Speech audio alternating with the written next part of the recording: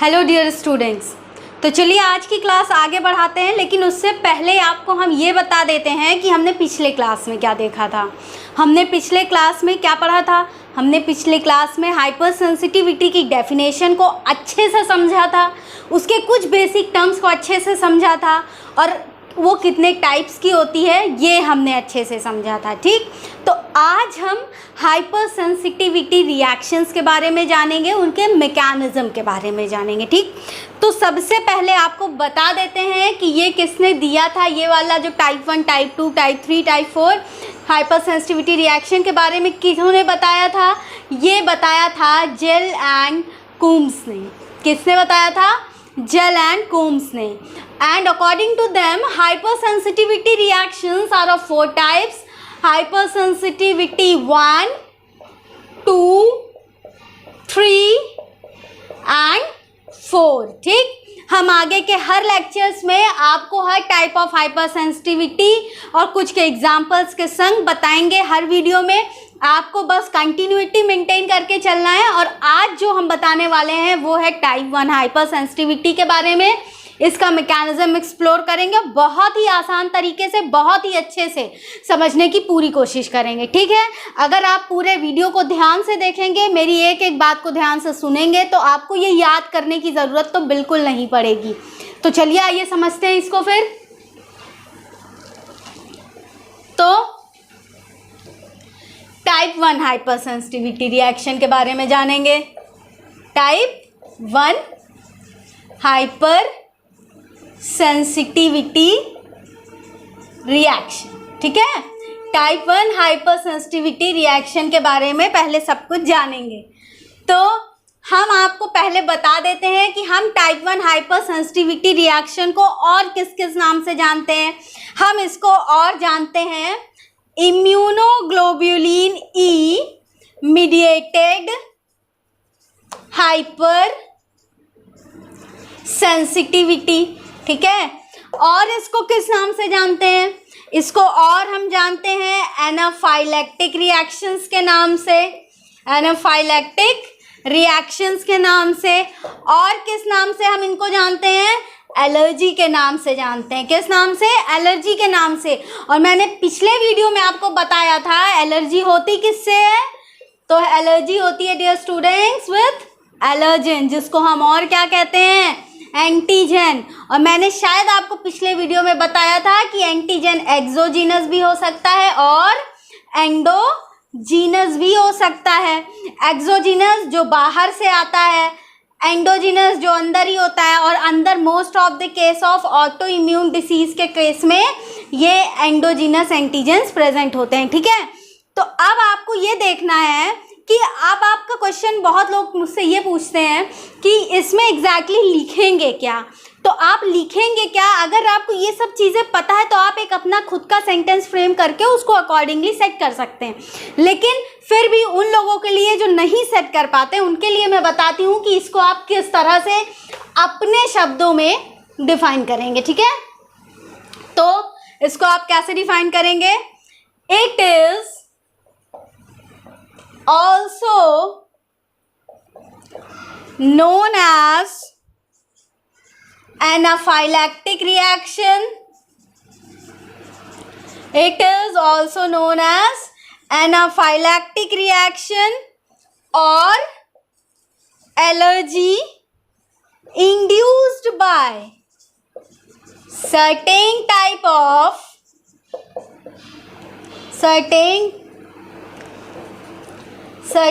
Types of, किससे induce हो रही थी भाई? With allergen called antigens. और मैंने आपको क्या बताया था? ये कुछ भी हो सकता है, सच एज डस्ट। पिछले वीडियो को अगर आप याद करेंगे तो आपको याद आएगा कि हाँ बताया था, such as dust, pollen grains, कोई फूड कंपोनेंट्स, कोई मेडिसिन, कुछ भी हो सकता है। ठीक है, एक्सेट्रा। इट इज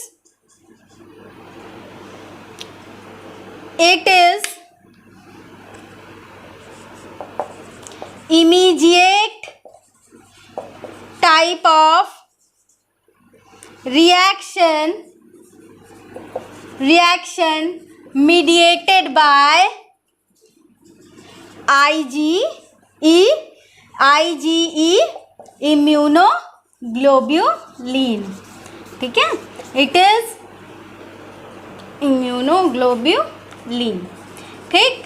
तो ये आपकी एक प्रॉपर डेफिनेशन है और आप इसको देख के ये सोच सकते हैं कि कुछ भी नया नहीं लिखा है मैंने, थोड़ा सा कुछ पिछला वीडियो का कुछ इन्वॉल्व है इसमें और कुछ अभी आपको स्टार्टिंग में बता दिया था, उसी को मैंने एक बहुत ही सुंदर से सेंटेंस में यहाँ फ्रेम करके रख दिया, आप देख सकते हैं।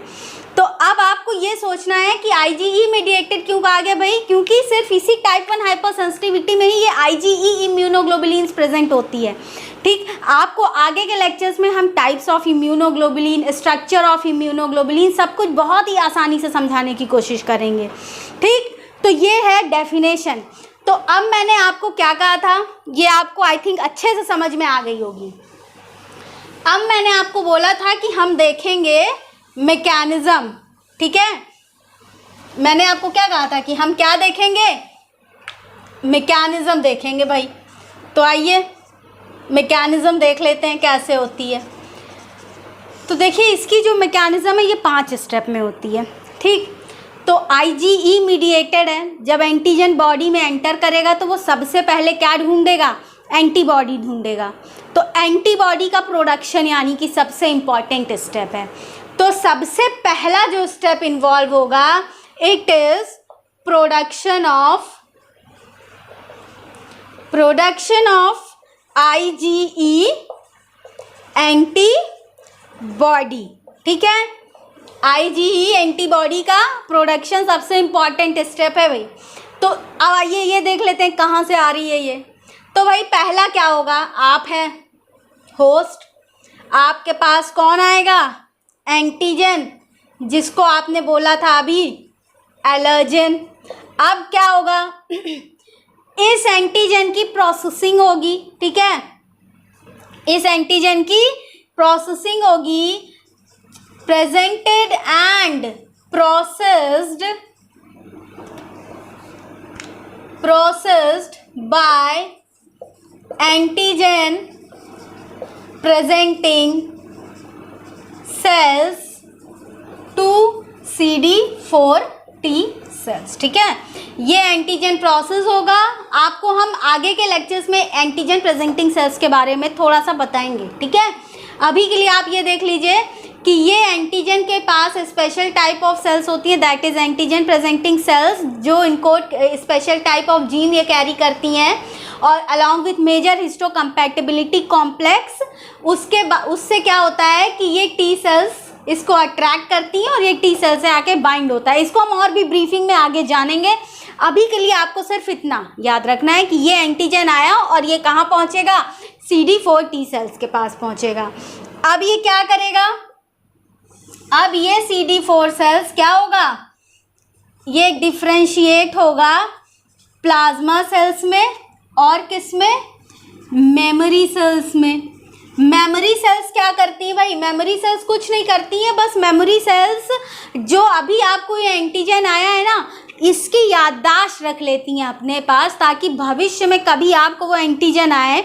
मैं नॉर्मल इम्यून सिस्टम की बात कर रही हूँ, ठीक है, ये तो हम हाइपर सेंसिटिविटी की मैकेनिज्म की बात कर रहे हैं, लेकिन अगर हम नॉर्मल की बात करें तो मेमोरी सेल्स का काम होता है कि अभी जो एंटीजन आया है उसकी याददाश्त को अपने पास रखें और आगे बढ़ें, ताकि दोबारा से अगर वो एंटीजन बॉडी के पास आता है तो बॉडी उससे लड़के फुल से रिकवर कर जाए, ठीक। तो ये प्लाज्मा सेल्स और मेमोरी सेल्स बनी। अब ये प्लाज्मा सेल्स क्या करेंगी, ये प्लाज्मा सेल्स प्रोड्यूस करेंगी इंटरल्यूकिन 4। इंटरल्यूकिन 4 क्या कहें, ये इंटरल्यूकिन 4। फिर ये क्या करेगी, ये बाइंड करेगी इंटरल्यूकिन 4 जा करके किससे, बी सेल से, जो कि पहले से ही एंटीजन से बाइंड है। अब ये बाइंड हो जाएगा तो फर्दर क्या होगा, एक्टिवेट हो जाएगी B cell, activated B cells अब एक्टिवेट हो गई। अब एक्टिवेट होने के बाद ये बी सेल्स किस में फर्दर डिफ्रेंशिएट होंगी, प्लाज्मा सेल्स में और किस में, फिर मेमोरी सेल्स में, ठीक है, मेमोरी सेल्स में। आपने देखा नहीं, इसमें अभी IgE नहीं आया, आप पूछोगे नहीं तो देखो बताते हैं आपको। ये जो प्लाज्मा सेल्स है ना, यही इम्यूनोग्लोबुलिन E का प्रोडक्शन करेंगी, ठीक है, यही इम्यूनोग्लोबुलिन E को प्रोड्यूस करेंगी, ठीक। अब आप पूछिए ये IL-4 क्या है, तो पिछले लेक्चर में आपको एक चीज़ बताई थी, लिम्फोकाइन। तो ये लिम्फोकाइन क्या होता है? लिम्फोकाइन कुछ नहीं होता है, बस ये साइटोकाइंस होते हैं, ठीक है। Lymphokines are nothing but these are the cytokines, जो क्या करती हैं, इम्यून रिस्पॉन्स को आगे फर्दर बढ़ाती हैं। कैसे बढ़ाती हैं? बी सेल को एक्टिवेट करके, ठीक है, बी सेल को एक्टिवेट करके। देखिए ये लिम्फोकाइन आया, इन्होंने इम्यून रिस्पॉन्स को आगे बढ़ाया। कैसे बढ़ाया? बी सेल को एक्टिवेट करके। अब बी सेल ने अपना आगे का काम किया। अब ये IgE प्रोडक्शन हो गया और मेमोरी सेल्स बन गई, ये इम्यूनोग्लोबुलिन E बन गया आपका, ठीक है। तो ये स्टेप 1 है। अब हम स्टेप 2 की बात करते हैं। तो यहाँ तक आपको आई थिंक समझ में आ गया होगा। नहीं समझ में आया है तो फिर से देखिए इसको और फिर से सुनिए और समझिए, ठीक। अब सेकेंड स्टेप की बात करते हैं। चलिए, मैंने पिछले लेक्चर में आपको एक छोटी सी चीज़ यहाँ देख लेते हैं, 2 बात बताई थी। मैंने क्या बताया था कि हाइपर सेंसिटिविटी होने के लिए मैंने क्या बोला था? मैंने बोला था कि हाइपर सेंसिटिविटी होने के लिए एक इंडिविजुअल होता है जो पहले किसी एंटीजन से सेंसिटाइज्ड रहता है, ठीक है। और जब उसी इंसान को दोबारा से वो एंटीजन मिलता है ज़िंदगी में अपने, तो उसको क्या होती है? हाइपर सेंसिटिविटी रिएक्शंस होती हैं। मैंने ये आपको बताया था। यानी कि हाइपर सेंसिटिविटी रिएक्शन होने के लिए 2 डोज लग रही थी। पहली कौन सी डोज थी? Sensitising dose. और दूसरी कौन सी थी? Shocking dose. यही 2 डोज थी ना भाई, सेंसिटाइजिंग डोज और shocking dose. First encounter of antigen और सेकेंड एनकाउंटर ऑफ एंटीजन, ठीक है। फर्स्ट एनकाउंटर में क्या हुआ था? एसिम्प्टोमेटिक रिस्पॉन्स था, बॉडी ने कुछ नहीं बताया आपको, ठीक।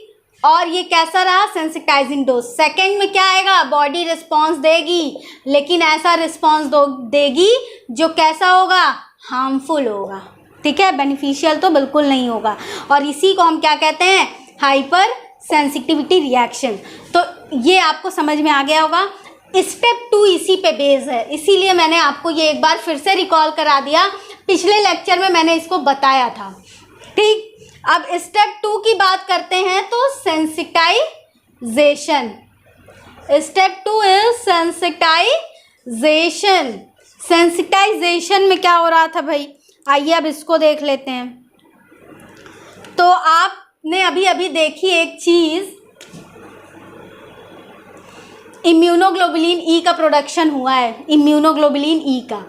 तो अगर आप इम्यूनोग्लोबुलिन E का स्ट्रक्चर देखेंगे तो ये वाई शेप, सभी इम्यूनोग्लोबुलिन का स्ट्रक्चर वाई शेप होता है, ठीक, वाई शेप स्ट्रक्चर होता है। और इसके बारे में हम डिटेल में आगे के लेक्चर में आपको बताएंगे। अभी के लिए जो जानना है वो ये है कि ये रीजन जो होता है, ये वाला, इसको हम फैब रीजन कहते हैं। कौन सा रीजन कहते हैं? फैब। और यहाँ पे क्या होता है? फैब रीजन से इसको हम जो पूरा नाम देते हैं, it is fragment of antigen binding region, ठीक है, fragment of antigen binding region. और ये जो रीजन होता है इसको हम कहते हैं FC reason.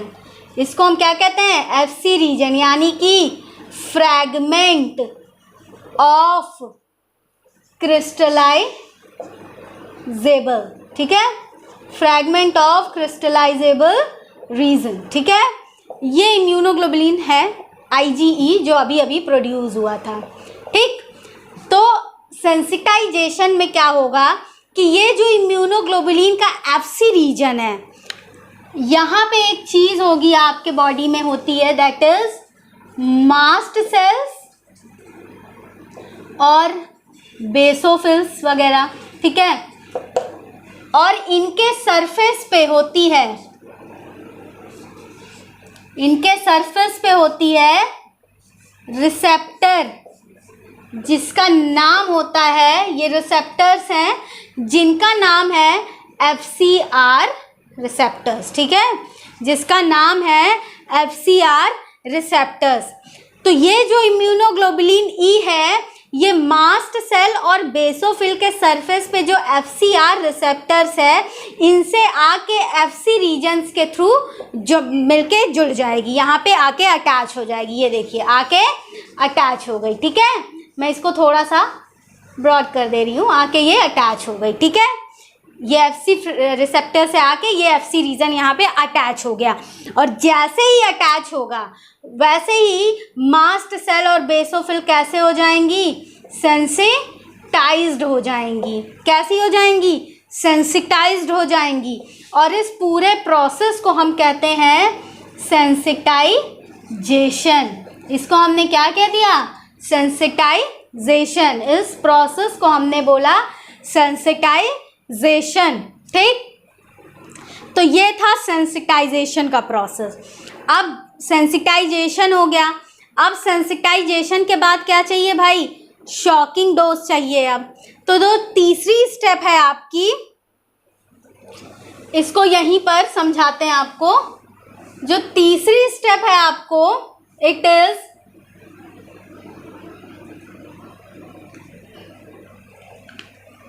Third step is shocking dose of antigen, ठीक है।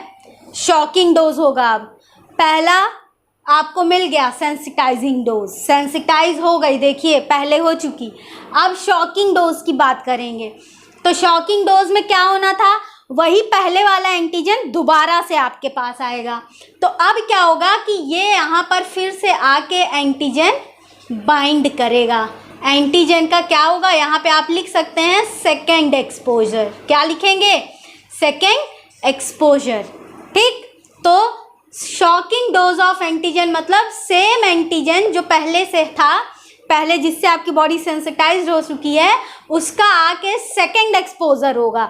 और सेकेंड एक्सपोजर होके ये कहाँ जाएगा, आपको पहले ही बता दिया, फैब रीजन है आपके पास। और फैब रीजन से क्या होता है, एंटीजन बाइंडिंग रीजन होता है। ये देखिए लिखा है हमने यहाँ पर।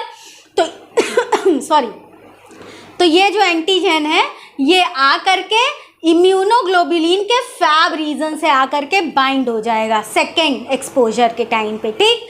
इसको कहते हैं हम शॉकिंग डोज ऑफ एंटीजन, ठीक है। तो ये थर्ड स्टेप था, यहाँ तक हो गया क्लियर आपको। अब हम चौथे स्टेप की बात करते हैं, ठीक है, इसी में लिखते हैं। चलिए अब फोर्थ स्टेप जो होगा, it is now degranulation of mast cells. अब चौथा जो स्टेप है, it is degranulation of mast cell. Sensitized भी हो गई, शॉकिंग डोज भी मिल गया। अब क्या होगा भाई, फिर से आ गया ये, और ये पहले से सेंसिटाइज्ड हैं। तो जब ये फिर से आ गया तो ये पहले से सेंसिटाइज्ड हैं, तो तुरंत से क्या होगा, अब तुरंत से इनका डीग्रैन्युलेशन होगा। क्या होगा, डीग्रैन्युलेशन। और डीग्रैन्युलेशन में पता है ना क्या होता है, यहाँ से मास्ट सेल से कौन रिलीज होगा, हिस्टामीन निकलना शुरू हो जाएगा। और यहाँ बेसोफिल्स वगैरह क्या रिलीज करने लगेंगे, वेरियस फार्माकोलॉजिकल मीडिएटर्स, ठीक है, जो क्या करेंगे, इन्फ्लेमेशन कॉज करते हैं आपको, ठीक है।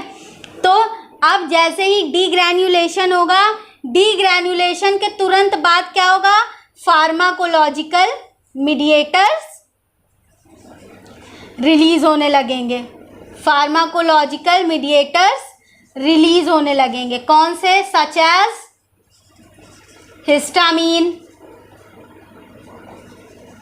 हिस्टामीन, प्रोस्टाग्लैंडिन्स, ल्यूकोट्राइन्स, ये सब रिलीज होने लगेंगे, ठीक है।